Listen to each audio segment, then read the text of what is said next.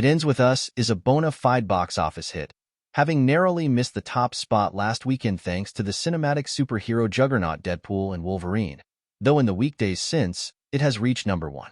Despite its winning numbers, the production and release has been plagued by rumors of a feud, which has apparently led director-producer star Justin Baldoni to hire a crisis management team.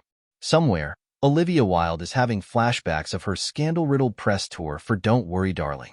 If you're unfamiliar with the who's, whys, and Wolverine of it all, strap in.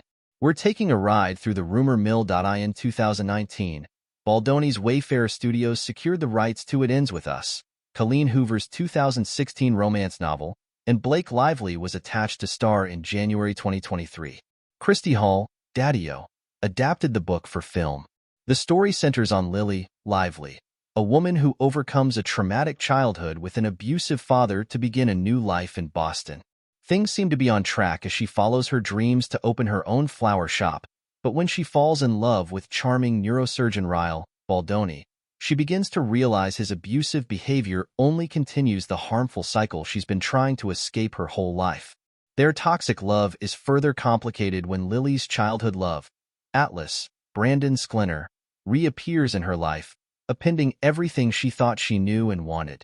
Stories of an alleged feud between Baldoni and his leading lady Lively popped up when Baldoni didn't take photos with her or the rest of the cast at the New York premiere on August 6th. Turns out, they weren't even in the same movie theater, with Lively and her guests in one and Baldoni and his guests in another. In fact, they too did no press together for the film, both appearing on separate morning and entertainment shows. And that certainly doesn't look good, which is what the internet thought. That's when the rumors about tension and creative differences on the set really started churning, with various sources telling various outlets that Baldoni allegedly made Lively uncomfortable about her postpartum body on set, that he cultivated an extremely difficult work environment for the cast, and that there were two competing cuts of the film. According to TMZ, one scene called for Baldoni to lift Lively. Since he's had back problems in the past, Baldoni reportedly went to his on-set trainer and asked how much she weighed and how could he train to protect his back from injury. Lively, who had recently given birth, found out about Baldoni's comment and felt he fat-shamed her.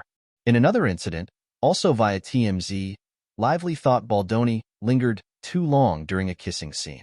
However, sources tell the outlet that some cast members are milking the drama to market the film.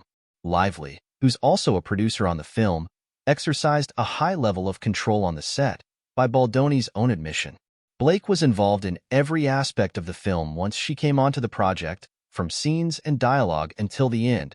Until now, Baldoni previously told Entertainment Weekly. She's been involved in all of it, and she's been a powerhouse of a creative and a wonderful collaborator. When asked about possibly re-teaming for an adaptation of the book sequel, It Starts With Us, Baldoni demurred, telling Entertainment Tonight, "I think Blake Lively is ready to direct. That's what I think." Though the film remains faithful to Hoover's work, Baldoni made one significant change from the book, a decision that Lively and Hoover allegedly hated. Baldoni explained to EW his reasoning behind it, saying he was adamant from the very beginning about how he wanted to change the way Lily experiences domestic violence from page to screen. "I wanted the movie to feel like a memory with an unreliable narrator who was showing us what she had experienced," Baldoni told EW.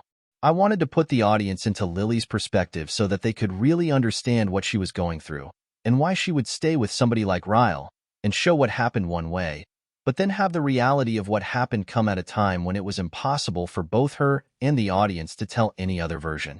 Baldoni ended up using 4 different editors working independently of each other to piece together their own versions of abuse scenes, and Baldoni chose all the versions instead of just one. Through that process of 4 different edit rooms happening at the same time, we were able to bring them all together to form, as we called it, the greatest hits, Baldoni told EW, which is essentially what ended up in the film. Whatever they thought of that new story structure specifically, both Lively and Hoover, who, incidentally, don't follow Baldoni on Instagram, though he follows Lively, publicly seemed very pleased with how the film turned out overall. Is that because the version that hit theaters is one Lively herself preferred? According to The Hollywood Reporter, conflicting ideas between filmmakers during post-production resulted in 2 different edits of the film. The publication also reports that Lively and Hoover, showed her version of the film in mid-June to some 2,000 attendees at Colleen Hoover's book Bonanza outside of Dallas. "This is the book that means the most with me," Hoover told ET Online at the film premiere. "I've tried to have other books adapted, and it didn't quite go to fruition.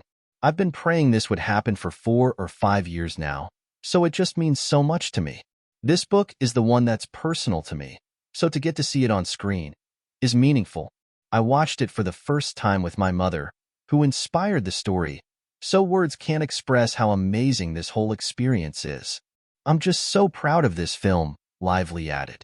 "This story resonated with so many people, so there's a great responsibility that comes with that. You want to honor this book and this character that people love so much, but you also want to bring a life and a humanity to it that is true to who you are. It's a lot of different things that you want to accomplish in this story." Though Baldoni has praised her in interviews, Lively hasn't really returned the favor, though she did reserve special praise for another man in her life.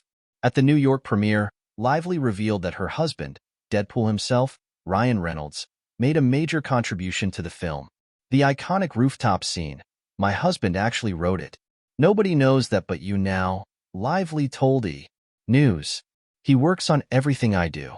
I work on everything he does. So his wins, his celebrations are mine, and mine are his." And Reynolds and Lively both had reasons to celebrate during the opening weekend of It Ends With Us, as the couple had the #1 and #2 movies in the world. However, as with all scandals, each day brings new revelations. Baldoni has received the lion's share of questionable press, but Lively is not immune, as proven by a recent dragging the star took for promoting her hair care line on the back of It Ends With Us, a movie about domestic violence. A source exclusively tells EW that the launch of Lively's Blake Brown in Target stores was never meant to coincide with the release of the film, which was originally supposed to open in June. Lively has also been criticized for a promotional video where she encouraged women to grab your friends, wear your florals, and go see the movie, which felt out of touch given the film's bigger themes of abuse and survival.